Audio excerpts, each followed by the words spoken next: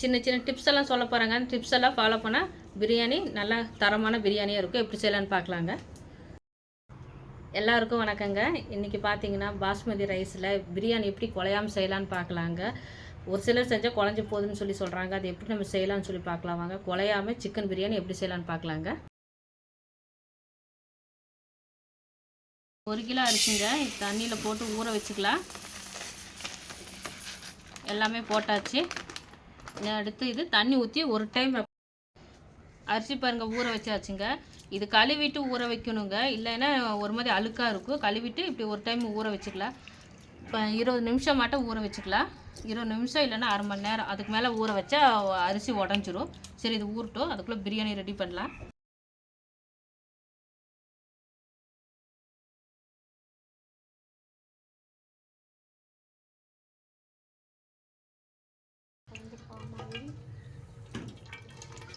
எவ்வளோக்கா எண்ணெய்?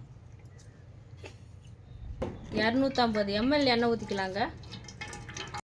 எண்ணெய் வந்து 250 ml ஊற்றிருக்கேன். அது கம்மியாக ஊற்றினாலும் பிரியாணி ட்ரை ஆன மாதிரி இருக்கும். அதனால் கொஞ்சம் இந்த மாதிரி எண்ணெய் ஊற்றிக்கலாம். 250 ஊற்றினா கரெக்டாக இருக்கும். பாருங்க, பட்டை, கிராம்பு, ஏலக்காய், ஸ்டார் ப்ரோ இதெல்லாம் 5 கிராம் இருக்குங்க, சேர்த்திக்கலாம். அடுத்து பிரியாணி இலை, இது பெரிய இலையாக இருந்தது பிச்சு போட்டுக்கிறேன். இதெல்லாம் 3 பச்சை மிளகாய் சேர்த்திக்கிறேன்.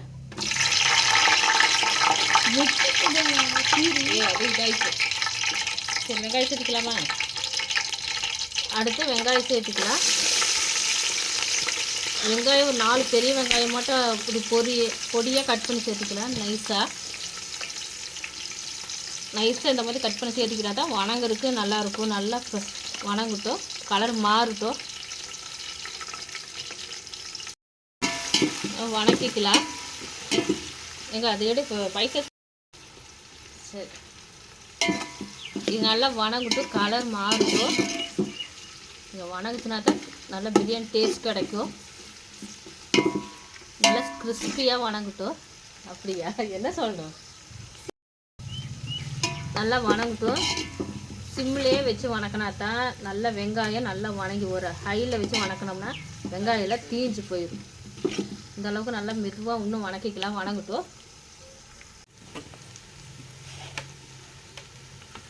இன்னும் கொஞ்சம் வணங்கணும், நல்லா இன்னும் வணங்கட்டும். இவ்வளோதான் வணங்கட்டும். என்ன சொல்லிட்டு தம்பி, நம்மளுக்கு தெரிஞ்சது ஏதோ பிரியாணி செஞ்சு போடுவோம், அது நல்லா டேஸ்ட்டாக தான் இருக்குது. நம்ம வீட்டில் எல்லாம் சாப்பிட்றாங்க. அதே மாதிரி மக்களுக்கு நம்ம கைத்திறமையை காட்டுவோம். பாப்பா இப்படி ஓகே, இன்னும் வணங்கணும். கோல்டன் பிரவுன் அம்மா, கோல்டன் பிரவுன் வரணுமா? மிளகாத்தூள் இதில் போட்டால் நல்லா இந்த மாதிரி நல்லா வணங்கி வரட்டும். இந்த மாதிரி நல்லா வணங்கி வெங்காயம் வந்ததுன்னா பிரியாணி சீக்கிரம் கெட்டு போகாமல் இருக்கும். அதனால தான் இந்த மாதிரி நல்லா வணக்கி சேர்த்திக்கிறோம். வெங்காயம் பாருங்க எந்த அளவுக்கு வணங்கியிருக்கு பாருங்கள். க்ளோஸ்அப்பில் காட்டுங்க. இது இப்படி இருந்ததுன்னா பிரியாணி சீக்கிரம் கெட்டு போகாமல் இருக்கும். மறுநாள் கூட வச்சு சாப்பிட்லாம். சரி, அடுத்து புதினா தலையெல்லாம் சேர்த்திக்கலாம். மல்லித்தலை சேர்த்திக்கலாம்.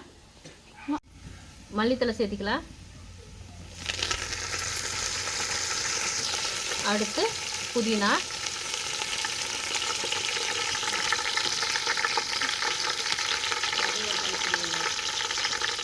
மல்லித்தலை பார்த்தீங்கன்னா இதில் 1/2 கப்பு, புதினாவும் இதில் 1/2 கப்பு தான் சேர்த்துருக்கேன். இந்த சின்ன கப்பில் 1 கைப்பிடி அளவு வரும். என்னடா நல்லா வாசனையாக இருக்கும். நமக்கு வணக்கம் மாதிரியே தெரியும். நல்லா வாசனையாக இருக்கும் இந்த மல்லி புதினா போட்டு வணக்கிறது. அடுத்து இஞ்சி பூண்டு பேஸ்ட்டுங்க. பாருங்கள், இஞ்சி பூண்டு பேஸ்ட் சேர்த்திக்கலாம். இது எவ்வளோ பார்த்தீங்கன்னா இஞ்சி பூண்டு சேர்த்தியாச்சுங்க. இஞ்சி பார்த்தீங்கன்னா கொஞ்சம் அதிகமாகவும் பூண்டு கொஞ்சம் கம்மியாகவும் சேர்த்திருக்கேன். இது 200 கிராம் வருங்க. இஞ்சி கொஞ்சம் அதிகமாக தான் சேர்த்திக்கணும், பூண்டு கம்மியாக இருந்தாலும் பரவாயில்ல. இதில் வணங்கட்டும். என்ன காட்டு பிரியாணிக்கு இதுதான் மெயினாக போட போகிறது. இதுதான் நல்லா கலர் கொடுக்கக்கூடியது, டேஸ்ட் இது கொடுக்கக்கூடியது. நம்ம இது என்னென்னு பார்க்கலாங்க. இது பார்த்தீங்கன்னா தனி மிளகாத்தூள் தாங்க, சக்தி மசாலா மிளகாத்தூள் தாங்க, தனி மிளகாத்தூள் தாங்க சேர்த்திக்கிறேன். நான் 2 ஸ்பூனாட்ட சேர்த்திக்கிறேன். உங்களுக்கு காரம் எவ்வளோ தேவையோ அந்த அளவுக்கு சேர்த்திக்கங்க. இது நல்லா கலர் கொடுக்கும். நம்ம வீட்டில் அரைச்சி போடுற மிளகா விட இது கடையில் இது வாங்கி போடுறது நல்ல கலர் கொடுக்கும். சத்து மசாலா இது சேர்த்திக்கலாம். இது நல்ல கலர் கொடுக்கும். கலர் கொடுக்க தேவையில்லை. நம்ம இந்த மிளகாத்தூள்லேயே நல்லா கலர் வந்துடும். தனியாக இதுக்கு கலர் பவுட்ரு சேர்க்கணுங்கிற அவசியம் இல்லை. இந்த மிளகாத்தூளே நல்லா கலராக இருக்கும். வணங்கட்டும்.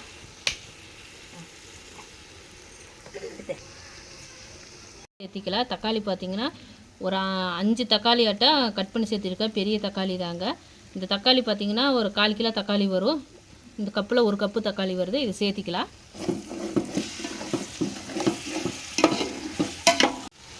நல்லா சிம்லேயே வேகட்டும். தக்காளியெல்லாம் நல்லா குழஞ்சி நல்லா ஜூஸ் எல்லாம் வெளியே வரட்டும். நல்லா தக்காளி வெந்து வரணும் பாருங்கள். நல்லா குழைய வேகட்டும்.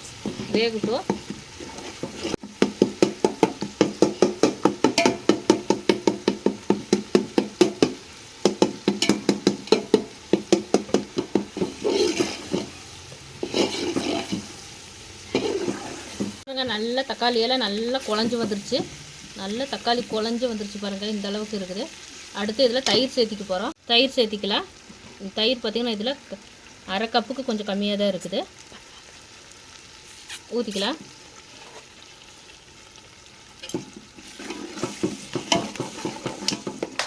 நல்லா கலந்து விட்டுக்கலாம். அடுத்து உப்பு சேர்த்திக்கலாம். உப்பு தேவையான அளவுக்கு உப்பு சேர்த்திக்கலாம். இப்போ கம்மியாக போட்டுக்கலாம். அப்புறம் வேணால் பார்த்துட்டு போட்டுக்கலாம். பார்த்திங்கன்னா 1 கிலோ சிக்கன் இது நல்லா கழுவி எடுத்து வச்சுருக்கேன். இதில் வேறு எதுவுமே சேர்க்கல. 1 கிலோ சிக்கன் இது. 1 கிலோ அரிசிக்கு 1 கிலோ சிக்கன் நான் சேர்த்திக்கிறேன். இப்போ பாருங்கள் அரிசி இந்த பாத்திரத்தில் பார்த்திங்கன்னா தம்பி இது கொஞ்சம் எடுத்து. அடுத்து தண்ணி சேர்த்திக்கலாம். 1 லிட்டருக்கு கொஞ்சம் கம்மியாக சேர்த்திக்கலாம்.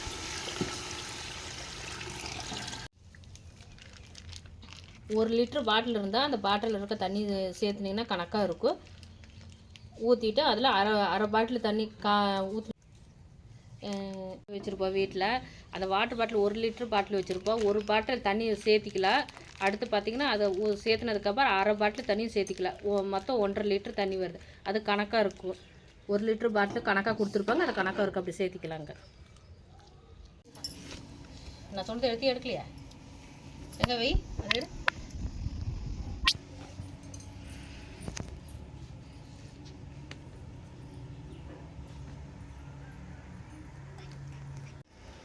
மூடி வச்சுக்கலாம்.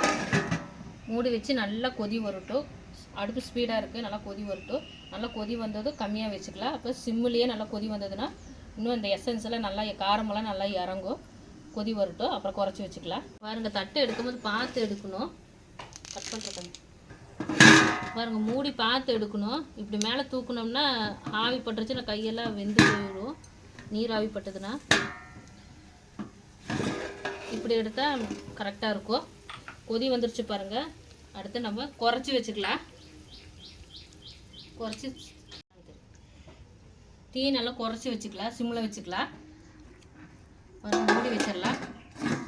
மூடி வச்சு சிம்மிலே அப்படியே வேகட்டும். இந்த மசாலாவெல்லாம் இறங்கட்டும். ஒரு 15 நிமிஷம் அப்படியே கொதி வரட்டும் சிம்மிலேயே. பிரியாணி இப்போ தான் நாங்கள் கொதி வருது. சிக்கன் போடலான்னு பிளானில் இருக்கோம். அடுத்து 15 நிமிஷம் ஆயிடுச்சு. அடுத்து சிக்கனை சேர்த்திக்கலாம்.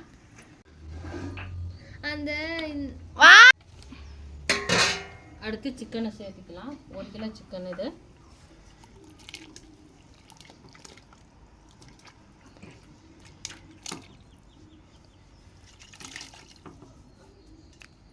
சேர்த்திட்டு லெமன் இருக்குது. லெமன் புழிஞ்சு விட்டுடலாம்.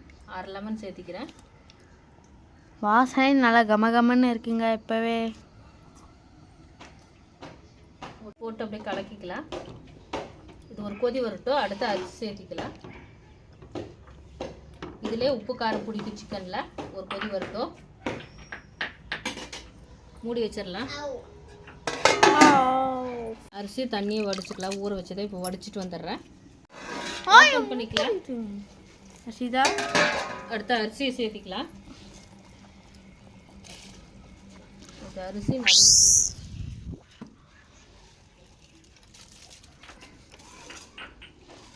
தண்ணி நல்லா வடித்து சேர்த்திக்கலாம்.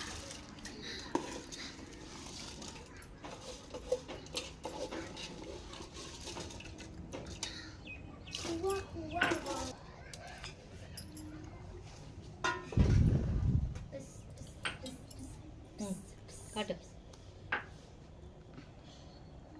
அரிசியை இப்படி ஓரமாக இது பண்ணிக்கலாம். எல்லா பக்கமும் ஒன்று வர மாதிரி மெதுவாக இப்போ கலந்து விட்டுக்கலாம். ரொம்ப கிளறணும்னா அரிசி உடஞ்சிடும். இப்படி ஓரத்தில் வந்து இப்படி கலந்து விட்டுக்கலாம். எல்லாம் ஒன்றுக்கு சிக்கன் அரிசி எல்லாம் ஒன்று கலந்து வர மாதிரி இப்படி கலந்து விட்டுக்கலாம். அடுத்து மூடி வச்சுக்கலாம். வேகமாக வச்சுக்கலாம். அடுப்பை நல்லா கொதி வந்ததுக்கப்புறம் சிம்மில் வச்சு வேக வச்சுக்கலாம். பாதி சாப்பாடு நல்லா தண்ணி வெந்து வந்தது, பாதி அளவு வந்தது குறைச்சி வச்சுக்கலாம். இப்போ மூடி வச்சுக்கலாம். வேகமாக வச்சுக்கலாம். தீ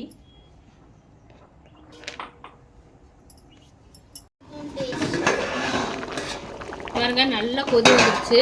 இப்போ தீயை குறைச்சி வச்சுக்கலாம். இல்லைன்னா அடி பிடிச்சி போயிடும். இப்போ ஒரு தடவை கிண்டி விட்டுறலாம். இல்லைன்னா அடி பிடிக்கிற மாதிரி இருக்கும். ஒரு தடவை மெதுவாக இப்படி கிண்டி விட்டுக்கலாம். ஓரத்துலேருந்து இப்படி கிண்டி விடணும். போடுங்க. கிளறது மெதுவாக கிளறிக்கலாம். இப்படி ஓரத்துலேருந்து கிளறி விட்டுக்கலாம். இல்லைன்னா அரிசி உடஞ்சி போயிடும். நடுவில் இப்படி பண்ணிக்கலாம். அரிசி உடையாமல் நல்லா பிரியாணி உடையாமல் நல்லா கிடைக்கும். தீ நல்லாவே குறைச்சி வச்சிடலாம். மூடி வச்சு இந்த எண்ணெயெல்லாம் இப்படி ஒதுக்கி விட்டுக்கலாம். ஒதுக்கி விட்டுட்டு இந்த எண்ணெயில் வர்றதெல்லாம் இந்த மசாலாவெல்லாம் பார்த்தா தெரியாது. இப்போ விளக்கி விட்டுட்டு இப்படி தண்ணி மட்டும் பார்த்தா தான் கணக்காக இருக்கும். இந்த எண்ணெயோட பார்த்தீங்கன்னா உங்களுக்கு உப்பு காரம் தெரியாது. இந்த மாதிரி விளக்கி விட்டுட்டு தண்ணியை மட்டும் பார்த்துக்கலாம். பார்த்தோம்னா காரம் பார்த்தோன்னா கணக்காக இருக்கும். காரம் உப்பு பார்த்துக்கலாம். எல்லாம் கணக்காக இருக்குது. மூடி வச்சுக்கலாம்.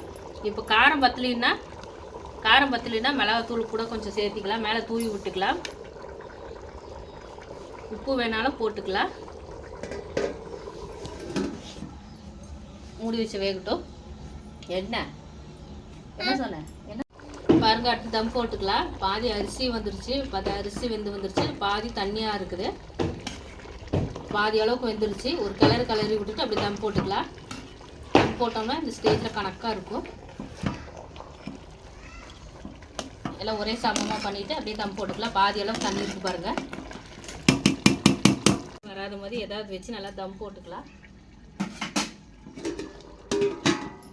தம் போட்டு வெயிட் வச்சுக்கலாம். வெயிட் வச்சுட்டு சிம்மில் நல்லா குறைச்சி வச்சிடலாம். சிம்மில் தான் வேகணும். இனி சிம்மிலே வேகட்டும். பிரியாணி ரெடி ஆகட்டும். ஒரு 20 நிமிஷம் கழித்து பார்க்கலாம். இப்போ பிரியாணி ஓப்பன் பண்ணி பார்க்கலாம் வாங்க. பாருங்கள் தண்ணியெல்லாம் சுண்டி நல்லா வெந்துருச்சு. சாப்பாட்டுக்கும் தண்ணிக்கும் கரெக்டாகிடுச்சு. பாருங்கள் இப்படி ஓரத்துலேருந்து கிளறி விடணும். பாருங்கள் சாப்பாடு ஒன்று ஒட்டலை.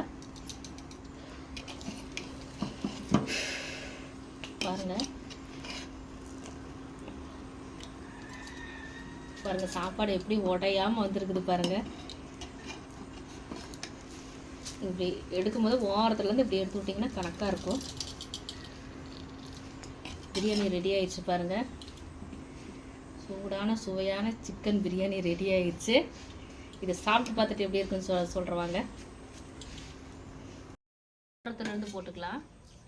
ஓரத்துலேருந்து போட்டால் தான் உடையாமல் இருக்கும். அப்புறம் நம்ம போட போட சூடாகவே இருக்கும். ஓரத்துலேருந்து தான் பிரியாணி போட ஆரம்பிக்கணும்.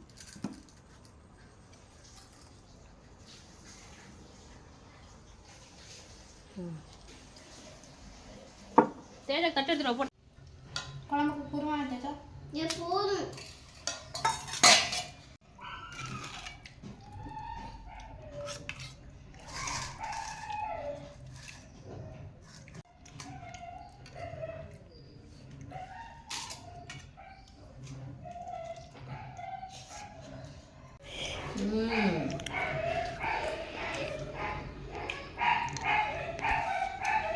எடுத்துட்டியா?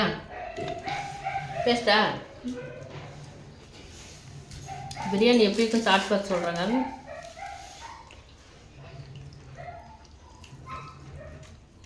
நல்லா இருக்கு. அருமையாக இருக்குது பிரியாணி. தயிரோடு வச்சு சாப்பிட்லாம். நீங்களும் உங்கள் வீட்டில் இந்த மாதிரி பிரியாணி செஞ்சு சாப்பிட்டு பாருங்கள் எப்படி இருக்குன்னு சொல்லுங்கள்.